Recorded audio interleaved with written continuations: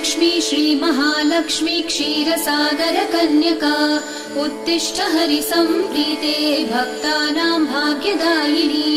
श्रीलक्ष्मी श्रीमहालक्ष्मी क्षीरसागरकन्यका उत्तिष्ठ हरिसम्प्रीते भक्तानां भाग्यदायिनी। उत्तिष्ठोत्तिष्ठ श्रीलक्ष्मी विष्णुवक्षस्थलालये उत्तिष्ठ करुणापूर्णे लोकानां शुभदायिनी। उत्तिष्ठोत्तिष्ठ श्रीलक्ष्मी विष्णुवक्षस्थलालये उत्तिष्ठ करुणापूर्णे लोकानां शुभदायिनी।